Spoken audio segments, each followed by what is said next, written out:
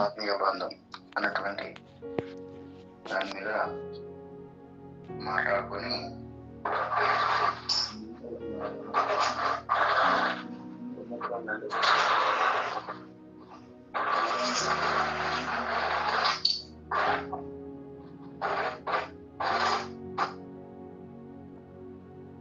Okay, మంచిదండి.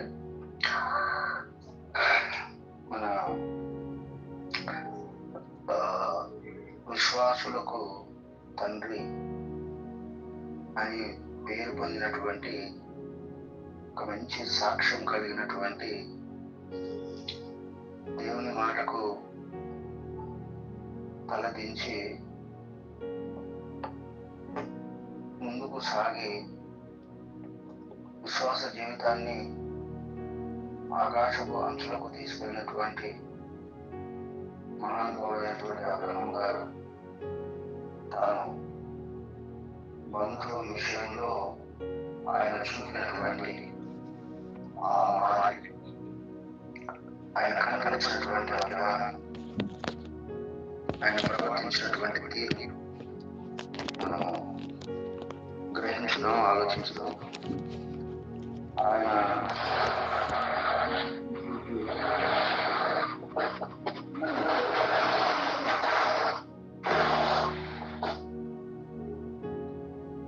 అన్నట్లో ఉండండి. గమనించుకోండి, కొద్దిగా డిస్టర్బెన్స్ అవుతుంది. సునందం అన్నగారైనా కొంచెం జాగ్రత్త చూసుకోండి దయచేసి. ఓకే, ఆది కాండంలో మనం ఒకసారి చూద్దాం. ఆది కాండంలో 13వ అధ్యాయము, ఆది కాండం 13వ అధ్యాయంలో మనం ఈ విషయాలను ఒకసారి మనము గమనించలేము. ఇక్కడ అబ్రహాం గారు కనిపిస్తున్నారు.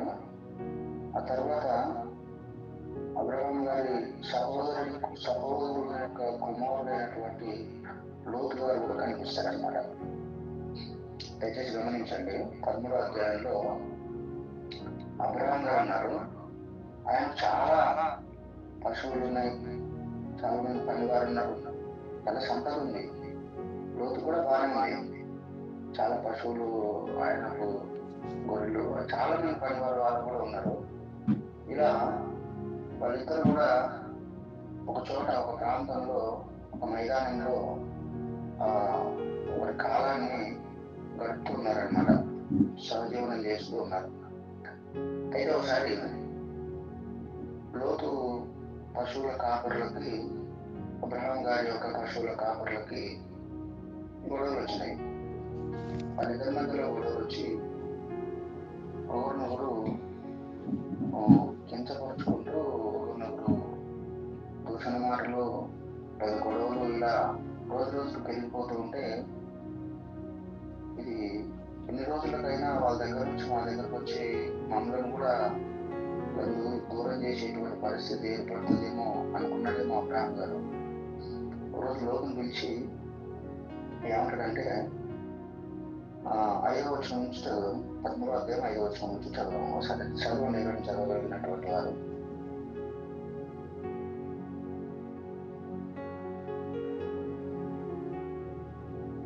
ఆదికాండంలో 13వ అధ్యాయము 5వ వచనం నుంచి చదవడం.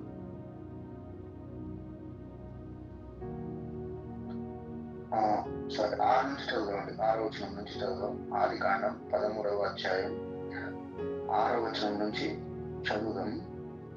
ఇక్కడ చూడండి, వారు కలిసి నివసించుటకు ఆ ప్రదేశము చాలకపోయెను. ఎందుకనగా వారి ఆస్తి వారు కలిసి నివసించలేనంత విస్తారమై ఉండెను. అప్పుడు అబ్రహాం పశువుల కాపరులకును లోతు పశువుల కాపరులకును కలహం పుట్టెను. అంటే గొడవలు ఏర్పడ్డాయి.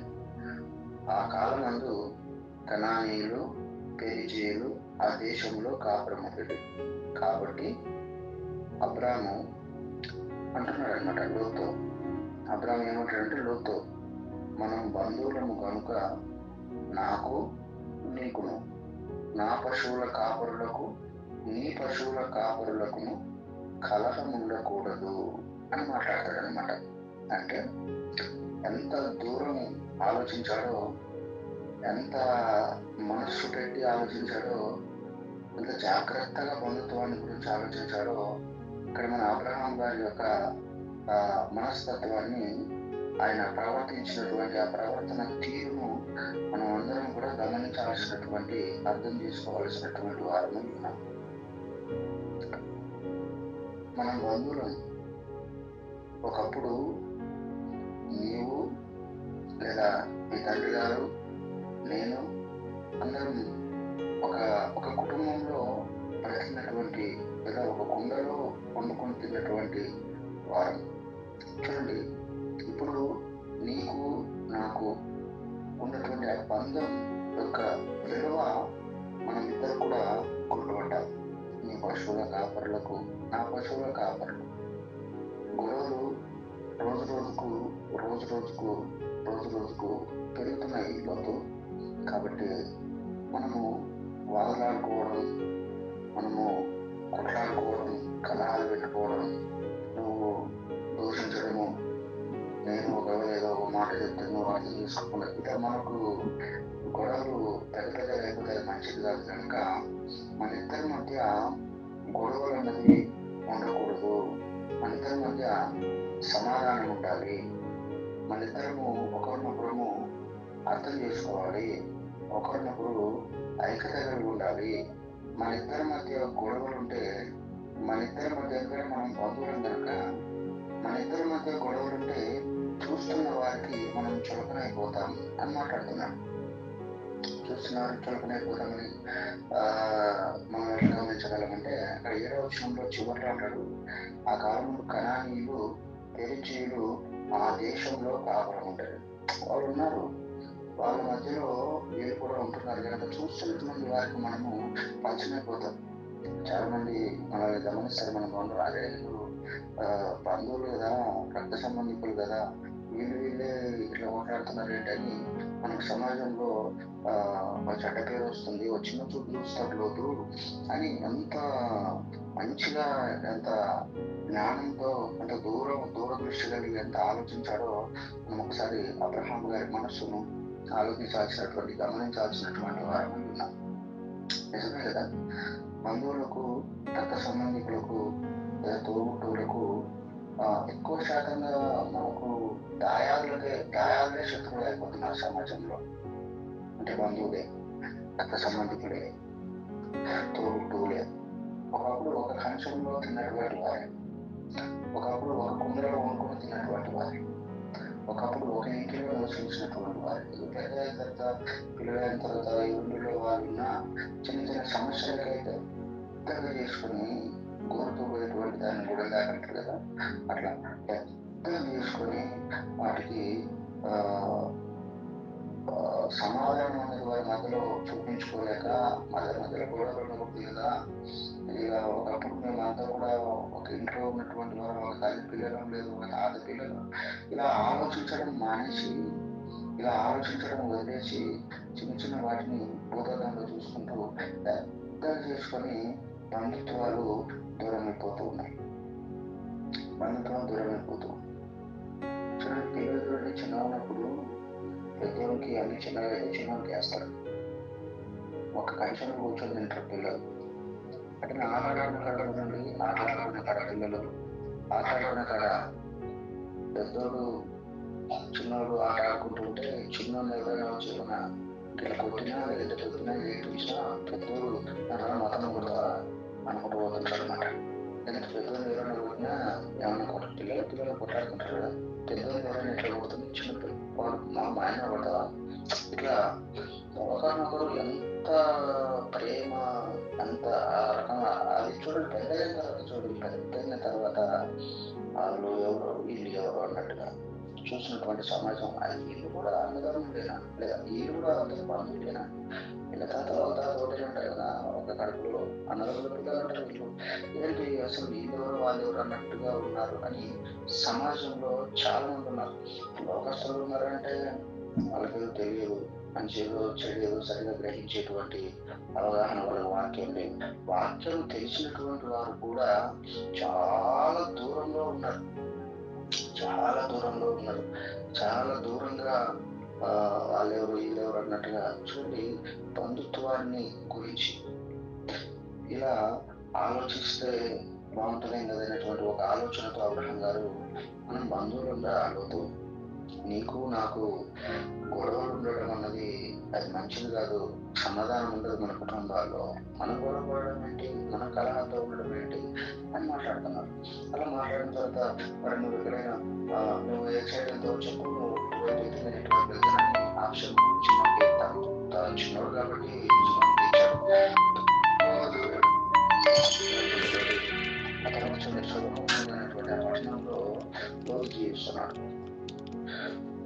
జీవిస్తున్నటువంటి కొన్ని రోజులకు సొలొమోను పరిపాలిస్తున్నటువంటి రాజులకు ఇంకా బయట ప్రాంతాల్లో ఉన్నటువంటి రాజులకు వాళ్ళిద్దరికి పెద్ద యుద్ధాలు జరుగుతున్నాయి, గొడవలు జరుగుతున్నాయి. ఈ సొదొమ గొమొర్రాలో ఈ లోతు వారి కుటుంబం జీవిస్తూ ఉన్నప్పుడు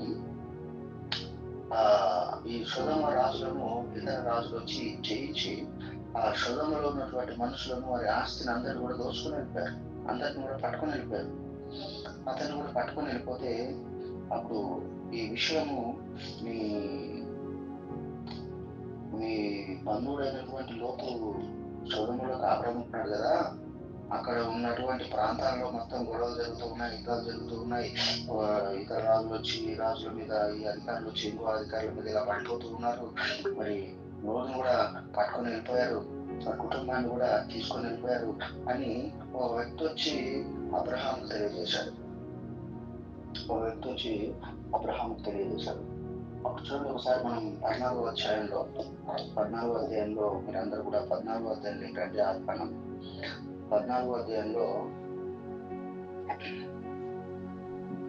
10వ వచనం నుంచి చదువుతాను.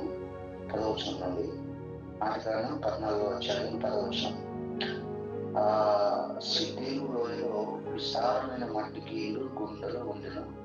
సొదొమ గొమొర్రాల రాజులు పారిపోయి వాటిలో పడి శేషించిన వారు కొండకు పారిపోయి. మీరు పైన తర్వాత క్లియర్ గా పైనుంచి కూడా చదువుకున్న తర్వాత సందర్భాన్ని బట్టి నేను ఏం చదువుతున్నాను అన్నమాట. 11వ వచనం.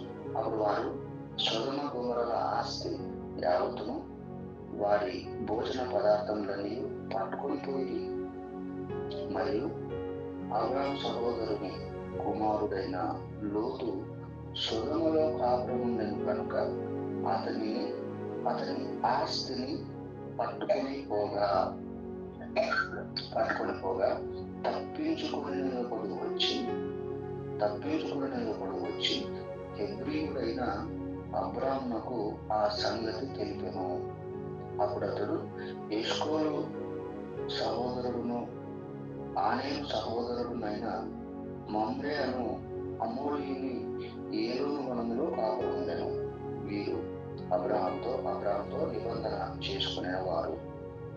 చూడండి, ఇక్కడ లోతును తన కుటుంబాన్ని అంతటి కూడా తీసుకెళ్ళిపోయి బంధించినప్పుడు, ఆస్తిని తీసుకెళ్ళినప్పుడు ఈ విషయం ఒక వ్యక్తి వచ్చి అబ్రహాము చెప్తే అబ్రహాం స్పందన, నా యొక్క సహోదరుని కుమారుడు, నా రక్త సంబంధి, నా బంధువుడు ఆపదలో ఉన్నాడా? నా బంధువుడు ఆపదలో ఉంటే, మా సహోదరుని కుమారుడు ఆపదలో ఉంటే ఇప్పుడు నేనేం చేయాలి, ఏం చేస్తే బాగుంటుంది అని ఆలోచించాడండి అబ్రాహాం గారు. ఆలోచించి 14వ వచనంలో అబ్రాహాము తన తమ్ముడు చెరపట్టబడినని, ఇక్కడ తమ్ముడు ఇచ్చారు, సహోదరుని కుమారుడు అంటే కొడుకు అవుతాడు. తమ్ముడు అంటే ఇక అన్ని విధాలుగా అంత తమ్ముడు చూసుకున్నాడని కూడా లోతును అబ్రాహాం గారు కలిసి ఉన్నప్పుడు. అందుకని ఇక్కడ అబ్రాము తన తమ్ముడు చెరపట్టబడినని విని తన ఇంట పుట్టి అలవరచబడిన 312 మండుగురిని వెంట పెట్టుకొని దాను మట్టుకు ఆ రాజులను తరిమి, రాత్రి వేళ అతడును అతని దాసులను వారికి ఎదురుగా మొనలు తీర్చి వారిని కొట్టి దమస్కునకు ఎడమ తట్టుననున్న హోవా మట్టుకు తరిమి ఆస్తి యావత్తు తిరిగి తెచ్చి తన తమ్ముడైన లోతును, చూడండి ఇక్కడ 16వ వచనంలో, ఆస్తి యావత్తు తిరిగి తెచ్చి తన తమ్ముడైన లోతును, అతని ఆస్తిని, స్త్రీలను కూడా చూడండి ఇక్కడ, స్త్రీలను, ప్రజలను తిరిగి తీసుకొని వచ్చను. అంత విలువనిస్తున్నాడు. అంటే బంధువు ఆపదల్లో ఉన్నాడు, అతను ఇప్పుడు ఇబ్బందుల్లో ఉన్నాడు, అతనికి ఇప్పుడు సహాయం అవసరం, ఇప్పుడు రక్త సంబంధికులైనటువంటి నేనే వెళ్ళి సహకరించకపోతే, నేనే వెళ్ళి సహాయం చేయకపోతే ఇంకెవరు చేస్తారో అని ఆలోచించాడండి. చూడండి, మన వాళ్ళు ఎవరైనా ఆపదల్లో ఉంటే హాస్పిటల్లో అడ్మిట్ అయ్యి లేదా ఏదో తీరని బాధలతో ఎంతో ఇబ్బందులతో ఉన్నప్పుడు బయట ఎంతో పలకరించినా తోటూరు కనుక వెళ్ళి చూడకపోతే, రక్త సంబంధికులు కనుక వెళ్ళి చూడకపోతే ఆ బాధ చాలా తీవ్రంగా ఉంటుంది, ఎంతో ఇబ్బంది అనిపిస్తుంది. అంటే ఆ బాధలో ఉన్నా చూడటానికి రాలేదంటే వీళ్ళు కూడా అసలు బంధువులేనా అంటే అట్లా అంత ఇబ్బంది అన్నది ఆపదలో ఉన్నటువంటి వారికి అనిపిస్తుంది అనమాట. ఇక్కడ అబ్రహాము గారు ఆపదలో ఉన్నటువంటి నా బంధువులకి నేను వెళ్ళి సహాయం చేయకపోతే ఇంకెవరు చేస్తారు అని ఆలోచించి వెళ్ళి తన కుటుంబం దగ్గర, లోతు కుటుంబం దగ్గరికి వెళ్ళాడండి. ఎక్కడికి వెళ్ళాడు? ఫస్ట్ వెళ్ళి మొత్తంగా లోతుని తన కుటుంబాన్ని రక్షించుకోవాలి, నా బంధువుని వారి కుటుంబాన్ని రక్షించుకోవాలని ఆలోచించి వెళ్ళినప్పుడు వాళ్ళ చెరపట్టబడ్డారు అంటే ఆ రాజులు లోతుని వారి కుటుంబాన్ని ఆస్తి తీసుకెళ్ళిపోయారంటే ఎంత బాధపడుతుంటారు లోతు అక్కడ. వారి భార్యలు ఎంత బాధపడుతుంటారు, ఎంత వేదన చెందుతుంటారు కదా. ఆ వేదనకరమైనటువంటి ఆ యొక్క సమయంలో ఈ అబ్రహాము వెళ్ళి వాళ్ళకు కనిపించేసరికి వాళ్ళు ఎంత సంబరపడిపోయి ఉంటారో, ఎంత ధైర్యం వచ్చుంటుందో వాళ్ళకి. చూడండి, రక్త సంబంధికి ఆపద వచ్చినప్పుడు వెళ్ళి కనిపించి నేను ఉన్నాను, నువ్వేం భయపడకు అని అక్కడికి వెళ్ళి ఒక్క మాట చెప్తే ఆ మాట అవతల వ్యక్తిని ధైర్యపరచాలండి. అబ్రహాం గారు వెళ్ళినప్పుడు లోతు ఎంత ధైర్యపరచబడిపోయి ఉంటాడు. పిల్లలు ఉంటారు కదా, అబ్రహాం పిల్లలతో కూతురు, లోతుకి 2 కూతుర్లు ఉన్నారు కదా, ఆ కూతురు తాతొచ్చాడు ఆ పిల్లలు ఎంత సంతోషపడిపోయి ఎంత ధైర్యం తెచ్చుకున్నట్టు అనిపిస్తుంది అన్నమాట. ఈ సందర్భాన్ని మనం చదివినప్పుడు ఆలోచించుకుంటాం. ఇలా అబ్రహాం గారు బంధుత్వానికి ఎంతో విలువనిస్తూ ఉన్నారు, రక్త సంబంధానికి ఎంతో విలువనిస్తూ ఉన్నట్టుగా ఈ సమాజంలో బ్రతుకుతున్నటువంటి మనం కూడా ఇలాంటి విలువలు అన్నటివి నేర్చుకోవాలని, ఇలాంటి విలువలను పాటిస్తే, అనుసరిస్తే బాగుంటుందని దేవుని తెలవాల్సిన మనందరితో మాట్లాడుతున్నాడు అనమాట. ఈ సందర్భం అయిపోతే తర్వాత నెక్స్ట్ ఈ సొదొమ గొమొర్రా పట్టణాలను నాశనము చేయాలి అనేటువంటి ఆలోచనతో దేవుడు అక్కడ ఉన్నటువంటి వాళ్ళందరూ బాగుండే కదా, మనందరం తెలుసు, దుష్టులు, పాపులు, కింద మొదలుకొని పెద్దల వరకు అందరూ చాలా దుర్మార్గులు అనమాట. ఆ దుర్మార్గులు ఆ జనాంగం మధ్యలో లోతు ఒక్కడే దేవునికి భయపడుతూ తన కుటుంబంతో కూడా ఆ ప్రాంతంలో జీవిస్తూ ఉన్నారు. ఆ సమయంలో ఒకరోజు లోతు తన కుటుంబం ఆ సొదొమలో కాకుండా ఆ సమయంలో ఆ సొదొమ గొమొర్రా పట్టణాన్ని నాశనం చేయాలని, అగ్ని చేత అందరిని కూడా హతమార్చాలని దేవుడు ఆలోచించాడు. ఇలాంటి వాళ్ళ భూమి మీద బతకకూడదు, ఇలాంటి వాళ్ళ భూమి మీద జీవించకూడదు అని దేవుడు ఆలోచించి ఆ ఆలోచనను అబ్రహాం గారికి తెలియజేస్తున్నారనమాట. ఎక్కడంటే ఆదికాండంలో 18వ అధ్యాయంలో ఈ మాటలు మనకు కనిపిస్తాయి. 18వ అధ్యాయం 20 నుంచి చదువుతాం చూడండి.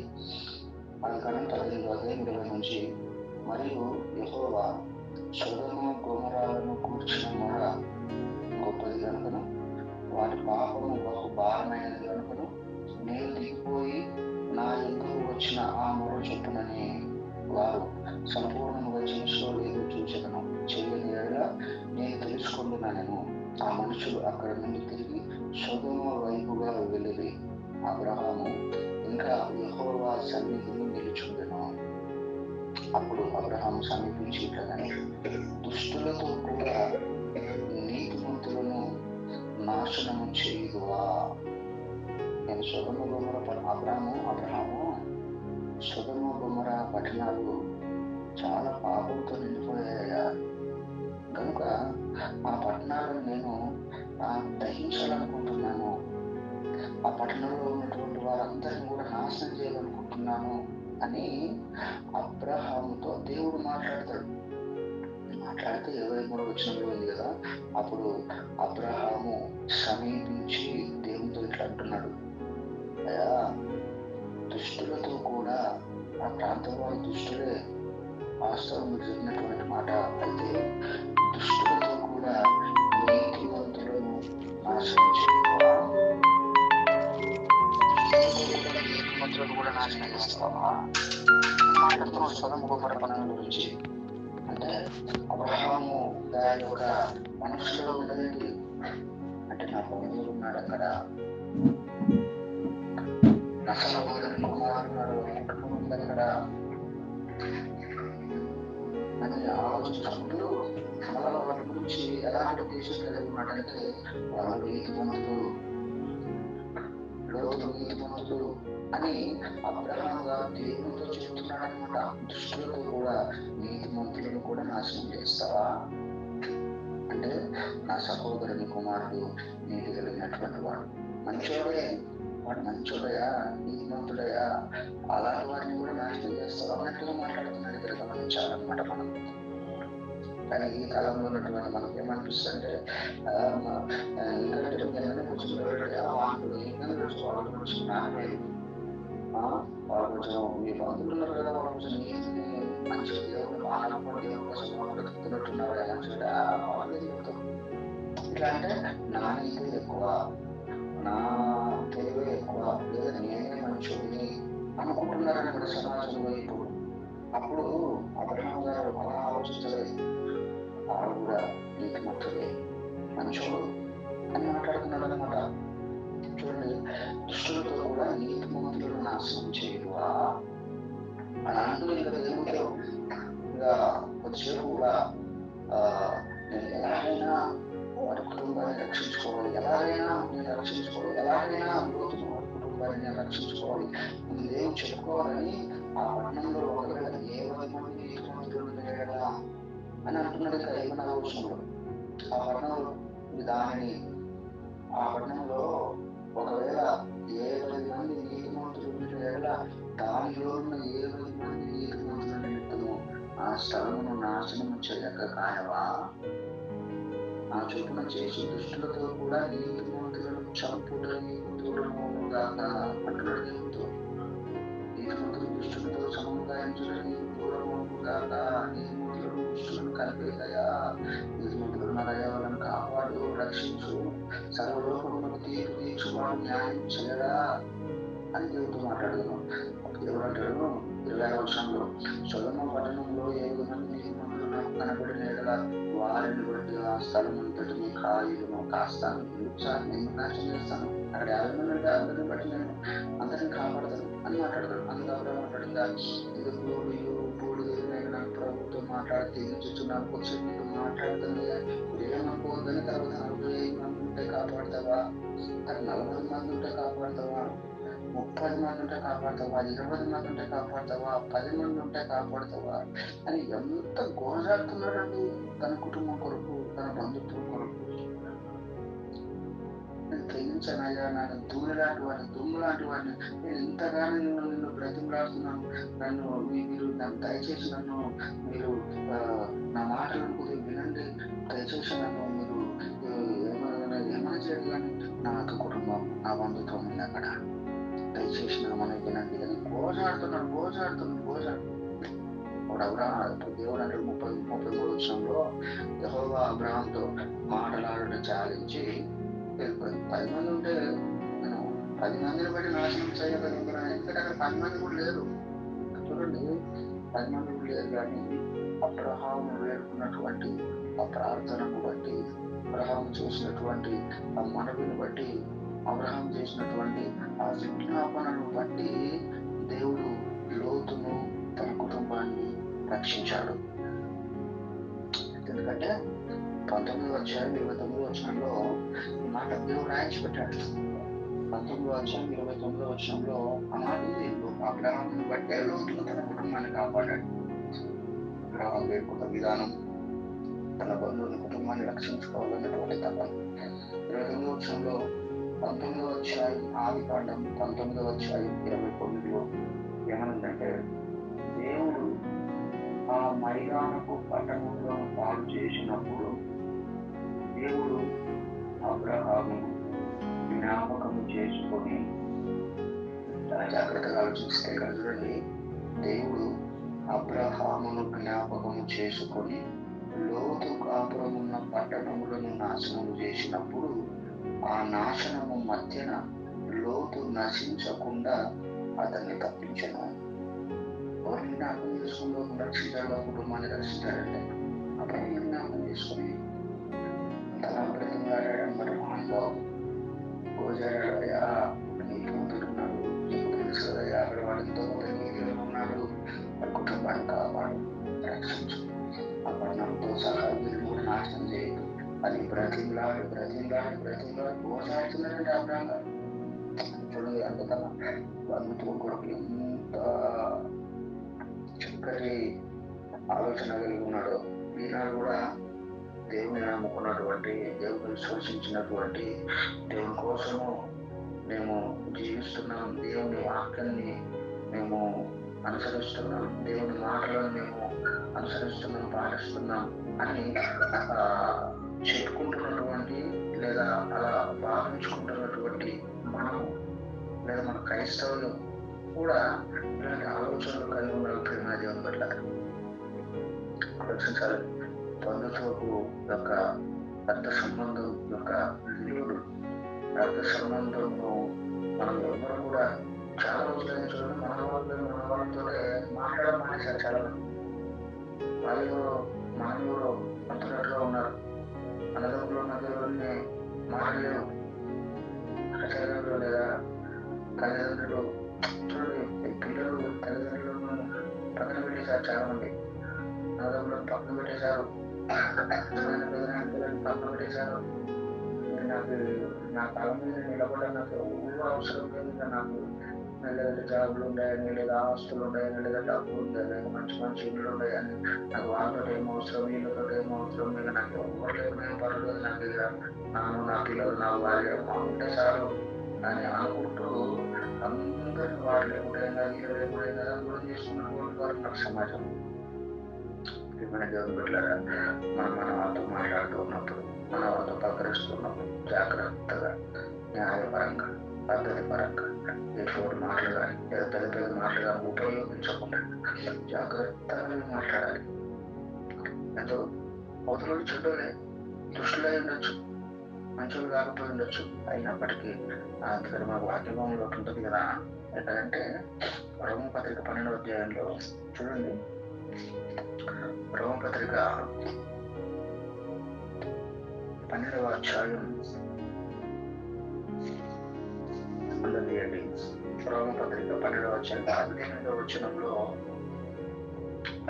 వచనంలో ఉంటుంది, శక్యమైతే మీ చేతనైనంత మట్టుకు, చూడండి, శక్యమైతే మీ చేతనైనంత మట్టుకు సమస్త మనుషులతో సమాధానముగా ఉండుడి. సమస్త మనుషులతో సమాధానముగా ఉండుడి. సమస్త మనుషుల్లో బంధువులు లేరా? సమస్త మనుషులు లేరా? సమస్త మనుషుల్లో ప్రభుత్వం లేరా? సమస్త మనుషుల్లో వీళ్ళు నావారు అనుకున్నటువంటి వారు లేరా? చూడండి, బయటతో ఎంత మందితోనూ సమాధానంగా లేదా మంచిగా మాట్లాడుతుంటారేమో కానీ రాయల దగ్గరకు వచ్చేసరికి, బంధువుల దగ్గరకు వచ్చేసరికి ఆ సమాధానం అన్నది కనిపించట్లేదు సమాజం. సమస్త మనుషులతో ఇంట్లో ఉండండి, సమస్త మనుషులతో సమాధానముగా ఉండుడి అని రోమ పత్రికలో పౌలు గారు తెలియపరుస్తున్నారు. ప్రియమైన దేవుని బిడ్డలారా, మరి తెల్లవారుజామున మనము ఎవరెవరితో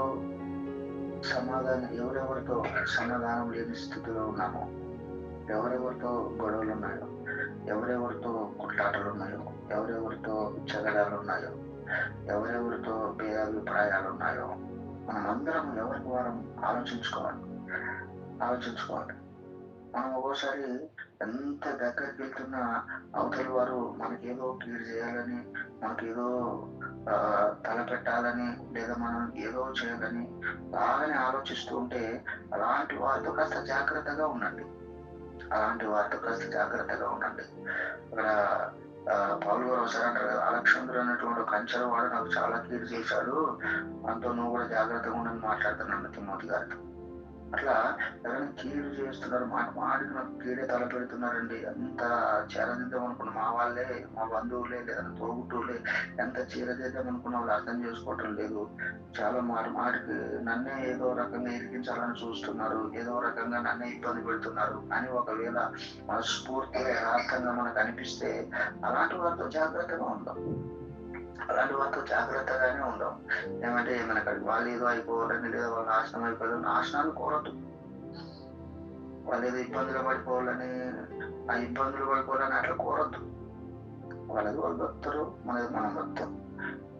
నీతి కలిగి, నిజాయితీ కలిగి, యథార్థత కలిగి, కనికరము కలిగి, దయ కలిగి వాటికి క్లియర్ చేస్తున్నారు, ఎంత దగ్గరికి క్లియర్ చేస్తున్నారు అంటే కాస్త జాగ్రత్తలు పాటిస్తూ ఎలా ఉంటే మంచిదో, ఎలా ఉండకపోతే మంచిది కాదు అనేటువంటి ఒక జ్ఞానాన్ని వాక్యం ద్వారా మనం నేర్చుకొని దేవునికి ప్రార్థన చేస్తూ దేవుని ద్వారా జ్ఞానాన్ని పొందుకొని శాంతికరంగా సమాధానకరంగా ఉండదు. కానీ ఈ తెల్లవారుజామున దేవుడు అందరితో మాట్లాడుతున్నాడు అనమాట, రక్త సంబంధం యొక్క విలువ. ఇలా ఆలోచిస్తే ఆత్మీయ బంధం, ఇప్పుడు రక్త సంబంధంలో ఉన్న ఆత్మీయ బంధం అంటే, ఇప్పుడు రక్త సంబంధం యొక్క విలువలు అబ్రహాం గారు మనందరూ కూడా తెలియజేశారు. ఇప్పుడు ఆత్మీయ బంధం గురించి మనము ఆలోచిస్తే, ఆత్మీయ బంధం అన్నది రక్త సంబంధము కంటే గొప్పదని. ఆధ్యాత్మికమైనటువంటి బంధం, క్రీస్తు రక్తం చేత కడగబడి మనమందరం ఒక కుటుంబముగా, సహోదరులముగా ఉన్నటువంటి ఈ బంధము బంధుత్వపు రక్త సంబంధం కంటే విలువైనది, చాలా చాలా చాలా విలువైనది అని మనము గ్రహించాల్సినటువంటి వారమై ఉన్నాం. సరే, మత్తయి సువార్తలో 10వ అధ్యాయంలో యేసు చెప్తున్నటువంటి మాట మనం ఒకసారి చూడండి. మత్తయి సువార్త 10వ అధ్యాయము ఏమంటున్నాడంటే, మత్తయి సువార్త 10వ అధ్యాయం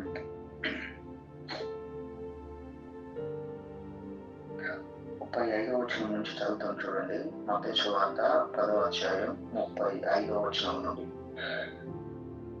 ఒక మనుషునికి వాని తండ్రికిని, కుమార్తెకును, ఆమె తల్లికిని, కోడలికిని, ఆమె అత్తకును విరోధము పెట్టవచ్చుని. యేసు మాట్లాడుతున్నదండి. ఒక మనుషునికి వాని తండ్రికిని, కుమార్తెకును, ఆమె తల్లికిని, కోడలికిని, ఆమె అత్తకును విరోధము పెట్టవచ్చుని. ఒక మనుషుని ఇంటి వారే అతనికి శత్రువులగుదురు. 37వ వచనంలో, తండ్రినైనను తల్లినైనను నాకంటే ఎక్కువగా ప్రేమించువాడు నాకు పాత్రుడు కాడు. కుమారునినైనను, చూడండి రక్త సంబంధాన్ని ఇక్కడ చూపిస్తున్నాడు అనమాట. రక్త సంబంధాన్ని, తండ్రినైనను, ఇక్కడ 36 నుంచి చూద్దాం. ఒక మనుష్యుని ఇంటి వారే అంటే రక్త సంబంధికులే అతనికి శత్రువులు అవుతారు. తండ్రినైనను తల్లినైనను నాకంటే ఎక్కువగా ప్రేమించువాడు నాకు పాత్రుడు కాడు. కుమారునినైనను కుమార్తెనైనను నాకంటే ఎక్కువగా ప్రేమించువాడు నాకు పాత్రుడు కాడు. చూడండి, విలువ బంధుత్వానికి ఇవ్వాలి, రక్త సంబంధానికి ఇవ్వాలి. ఎంత ఇవ్వాలంటే దేవుని కంటే ఎక్కువగా ఇవ్వకూడదు అనమాట. మొట్టమొదటి స్థానం దేవునికి ఇచ్చి ఆ తర్వాత బంధుత్వానికి ఇవ్వాలి. అబ్రహాం గారు కూడా అలాగే చేశాడు. మొట్టమొదటి స్థానం దేవునికి ఇచ్చాడు, ఆ తర్వాత బంధుత్వానికి ఇచ్చాడు. ఎందుకంటే తన కుమారుని విషయంలో మనం అక్కడ గమనించాలి. కుమారుని విషయంలో అబ్రహాము, నీ ఒకగానొక కుమారుడు అయినటువంటి ఇస్సాకును నీవు ప్రేమించే ఇస్సాకును నాకు బలి ఇవ్వాలి అన్నప్పుడు దేవునికి అబ్రహాముకు ఉన్నటువంటి ఆ బంధుత్వానికి విలువ ఇచ్చాడు, కానీ కుమారునికి అబ్రహాముకు ఉన్నటువంటి ఆ బంధుత్వానికి అంత విలువను ఇవ్వలేదు అబ్రహాం గారు అక్కడ. అలా మనం ఆలోచిస్తే, అంటే మన ఆధ్యాత్మికమైనటువంటి ఈ మత స్వార్థులను భాగాలను బట్టి ఆలోచిస్తే, మన ఆధ్యాత్మికమైనటువంటి విషయాల్లో లేదా మన ఆత్మీయతను దెబ్బతీసేటువంటి, మన ఆత్మీయతను తక్కువ చూసేటువంటి, లేదా మన ఆత్మీయతను తొలగించడానికి అవతల వ్యక్తి ఎవరైనా, అది మన బంధువుడే కావచ్చు, రక్త సముద్రుడు, అలాంటి వారిని తీసి పక్కకు పెట్టేసాం. ఎలాంటి ఇబ్బంది లేదు. మన ఆత్మీయత అనేది చాలా ప్రాముఖ్యం. దీంట్లోనే ఈ ఆత్మీయతను కాపాడుకుంటూనే సమస్త మనుషులతో సమాధానంగా ఉండటానికి జాగ్రత్త పడాలి, ఉపయోగించుకోవాలి. ఇంకో మాట కూడా మనకు ఈశ్వరు ఒకసారి ఎక్కడంటే 12వ అధ్యాయంలో, మత్తయి సువార్త 12వ అధ్యాయంలో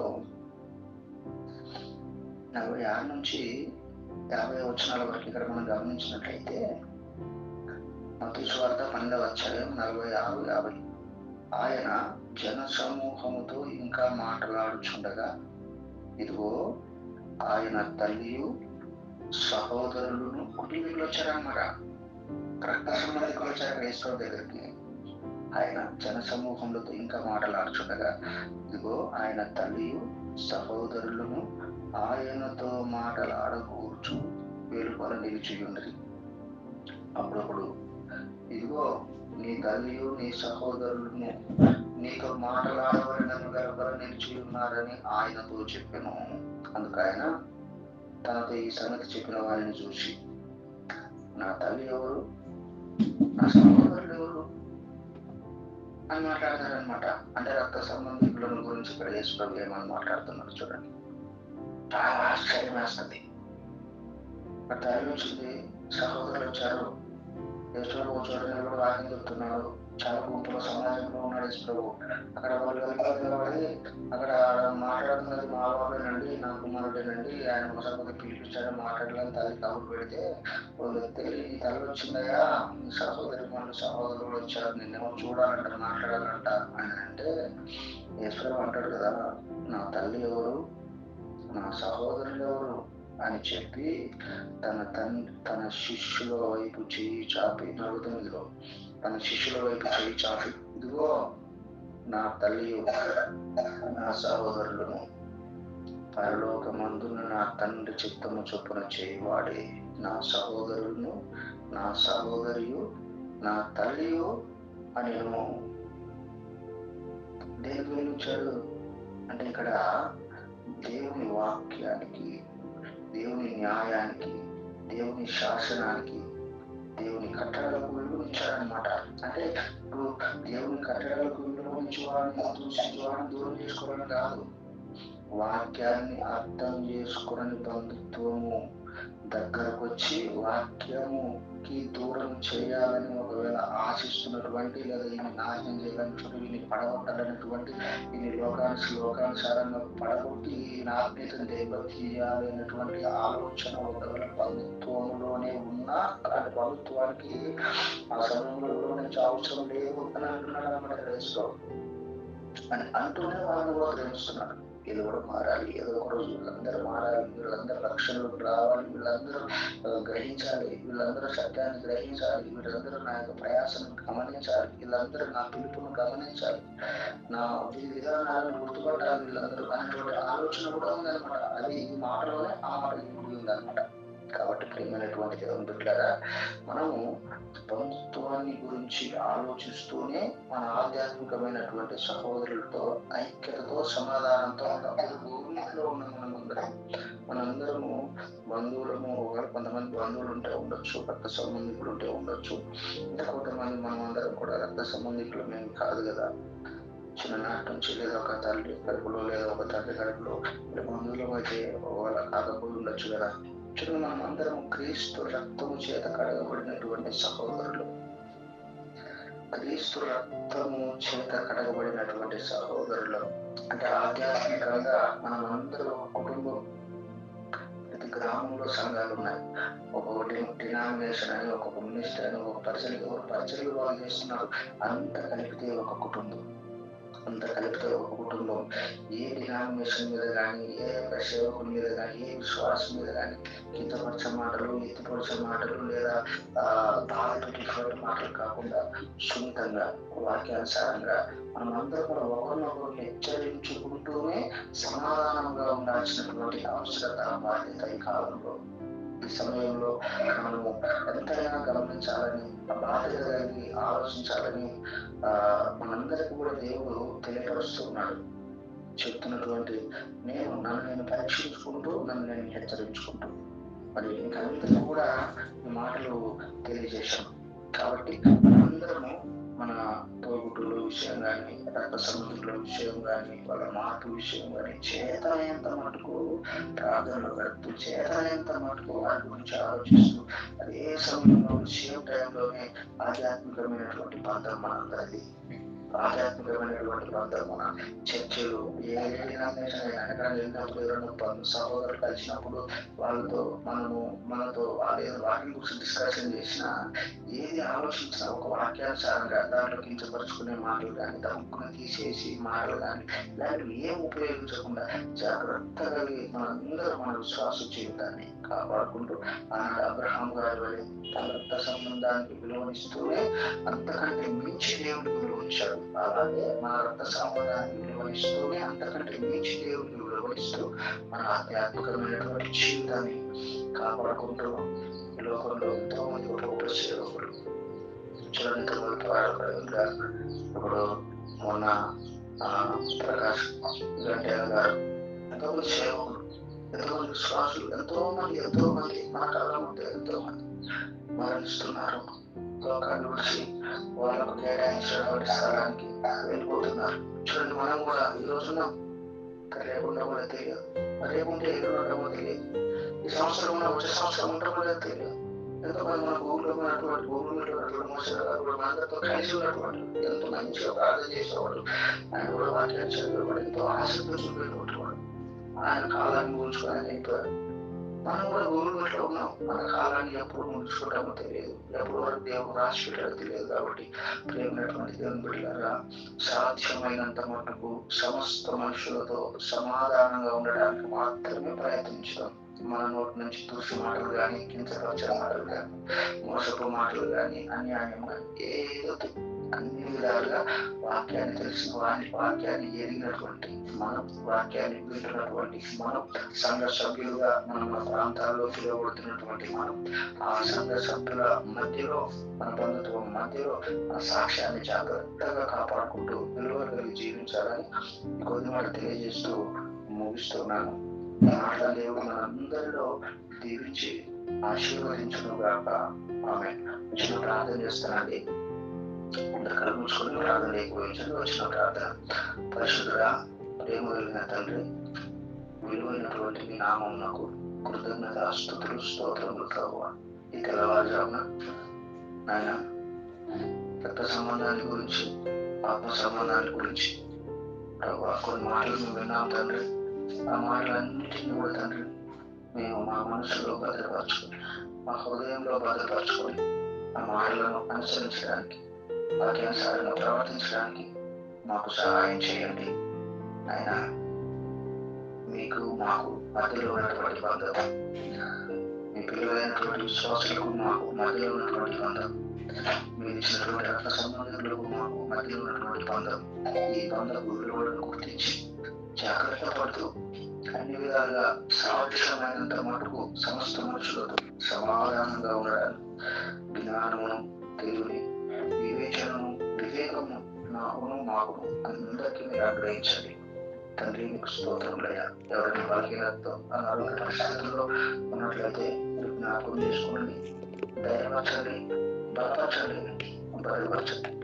ఈ వాతావరణ విషయంలో తండ్రి ఎవరికి ఎలాంటి అపాయాలు కానీ, ప్రమాదాలు కానీ జరగకుండా ఎవరికి వాళ్ళు తగు జాగ్రత్తలు తీసుకున్నట్లుగా కృపను చూపమని ప్రార్థన చేస్తూ ఉన్నాం తండ్రి. ప్రతిరోజు చక్కగా మరి ఎలాంటి గ్యాప్ లేకుండా ఎలాంటి ఇబ్బందులు వచ్చినా ఏదొచ్చినా కూడా కరెక్ట్గా తెల్లవారుజామున లేచి అందరిని కూడా గూగుల్ మీట్కి ఆహ్వానిస్తున్నటువంటి మీ ప్రేరేపణతో ముందుకు సాగుతున్నటువంటి చునందున్న గారిని బట్టి కుటుంబాన్ని బట్టి పిల్లలందరిని బట్టి గూగుల్ మీట్లో ఉన్న ప్రతి ఒక్కరిని బట్టి నాయన మీకు కృతజ్ఞతాస్తుతులు చెల్లిస్తూ మా రక్షకుడును మీ ప్రియ కుమారుడైన యేసునామంలో ఈ ప్రార్థన మనవులు అడిగి వేడుకుంటున్నాం మా తండ్రి.